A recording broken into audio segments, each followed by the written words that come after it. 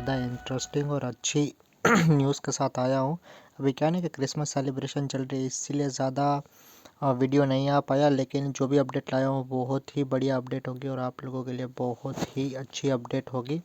As well as बहुत सारे questions ये भी पूछे जा रहे थे कि भाई 3 ईयर की टीआरसी का रूल कब इम्प्लीमेंट होगा, वर्क परमिट का क्या अपडेट है, जॉब्स की क्या अवेलेबिलिटी है। तो आपको ये सारी अपडेट मैं ज़रूर दूंगा इस वीडियो में। तो जो भी इस चैनल पे नया है भाई लाइक कर दीजिए, सब्सक्राइब कर दीजिए, शेयर कर दीजिए अपने सारे दोस्तों को। तो आते हैं भाई पॉइंट पर। तो आप देख सकते हैं यार, इमेज आपको शो हो रही होगी। तो आपको मैं ये बता दूं कि भाई गवर्नमेंट कुछ ना कुछ सोच रही है।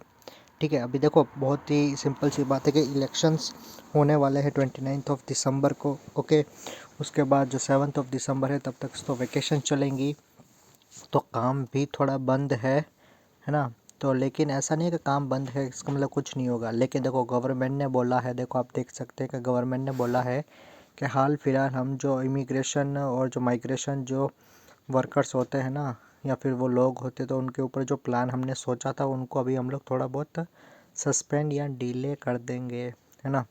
तो डिले का मतलब कितना डिले हो सकता है बोला आप ये सोचोगे तो मुझे लग रहा है शायद मार्च के बाद, जनवरी फरवरी मार्च, थर्ड मंथ के बाद ही शायद ये लोग सोच रहे हैं कि इम्प्लीमेंटेशन किया जाए।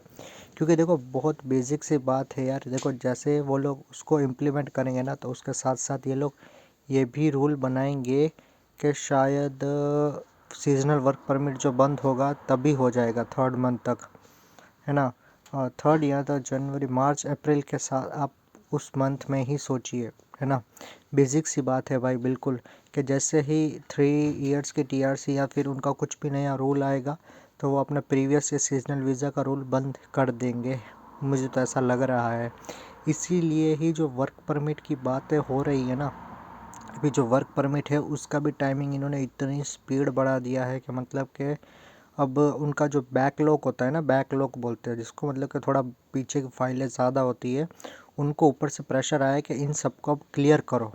ठीक है, तो उसमें 2-3 महीने 4 महीने तो आराम से लग ही जाएंगे, 2-3-4 महीने के अंदर ख़त्म कर देंगे वो लोग, सारी अपनी बैकलॉग होगा। ठीक है, जिनकी लगानी है लगाएंगे। और अभी रेशियो बोलूँ तो मैं 60% तो आ ही रहे हैं। ठीक है, 20 दिसंबर तक तो बहुत सारे वर्क परमिट्स आए हैं, वो भी कैपिटल सिटी और स्प्लिट से।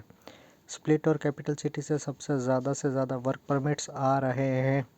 तो मुझे लगता है कि भाई इनका तो बहुत ही ज़्यादा प्लानिंग है अभी जल्दी से जल्दी सब कुछ जो लास्ट ईयर का है, जो लास्ट मंथ्स के इतने सारे बाकी हैं। ठीक है, देखो पीछे की चीज़ें ख़त्म होगी तभी जाके कुछ न्यू चीज़ें आएगी, है ना।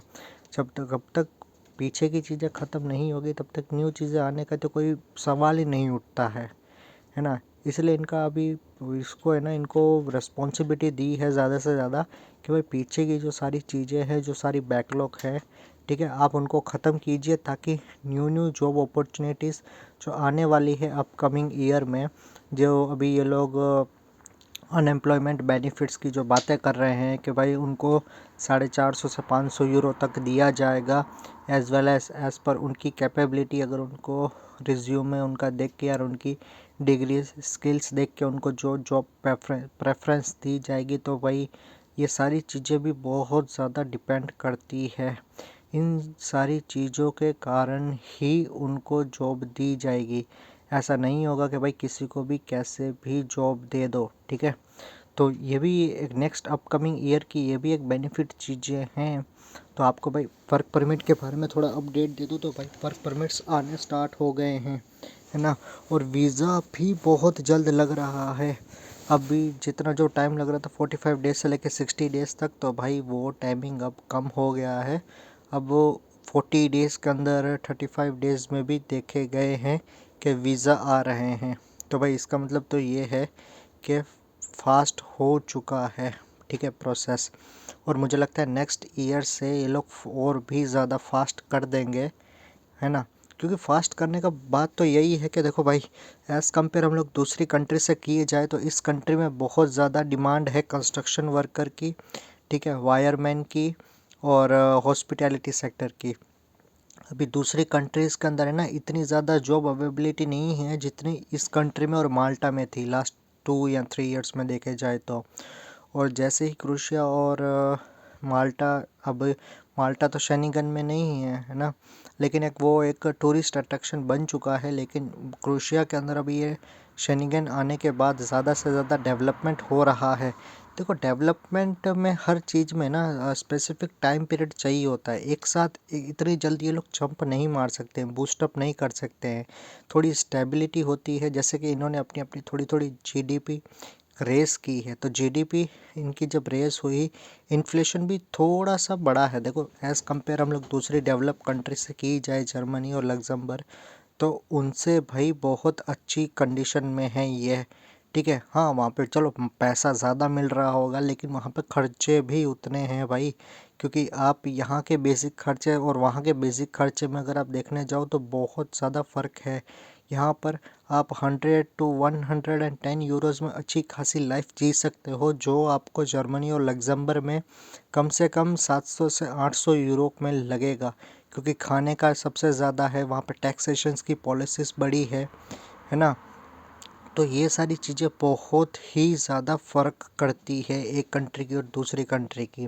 फॉर एग्ज़ाम्पल देखने जाए तो इंडिया का भी टैक्सेशंस इतना अच्छा नहीं है ना भाई। अभी है ना, हाल फिलहाल क्या है कि यूएस भी है ना, यूएस के कारण भी बहुत सारी प्रॉब्लम्स चल रही हैं। आपको पता है, इंडिया में भी चल रही है, एज़ वेल एज़ यूरोप में भी बहुत ही ज़्यादा प्रॉब्लम्स चल रही हैं।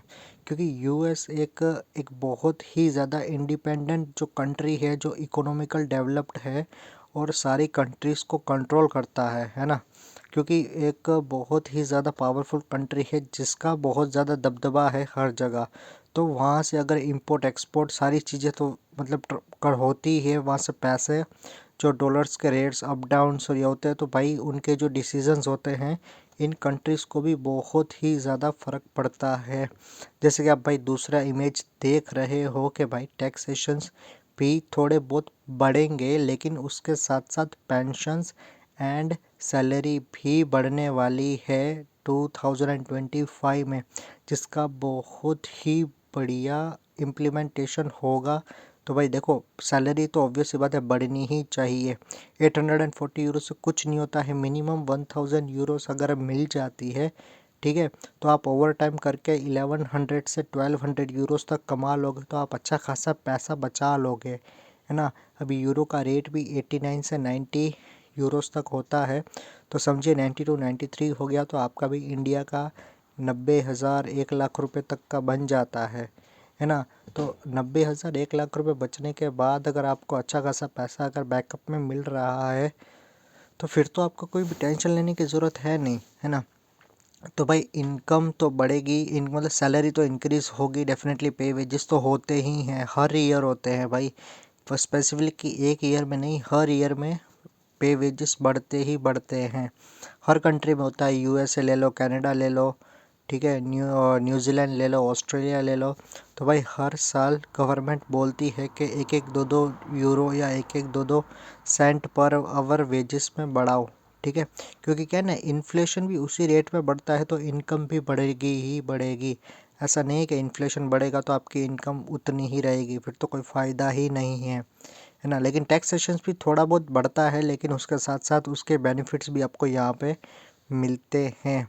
तो भाई वर्क परमिट का तो ये मेन अपडेट है कि जल्दी से जल्दी वर्क परमिट आ रहे हैं, वो भी डिलीवरी बॉयज़ के भी आ रहे हैं। ऐसा नहीं है कि डिलीवरी बॉयज़ के नहीं आ रहे हैं, डिलीवरी बॉयज़ के भी वर्क परमिट आ रहे हैं, एज वेल एज स्प्लिट से भी देखने को मिले हैं बहुत ज़्यादा। लगता है अभी जब नेक्स्ट वीक से थोड़े बहुत, मुझे लगता है 3 और 4 से शायद स्टार्ट हो जाएंगे, है ना, वर्क परमिट्स और आना।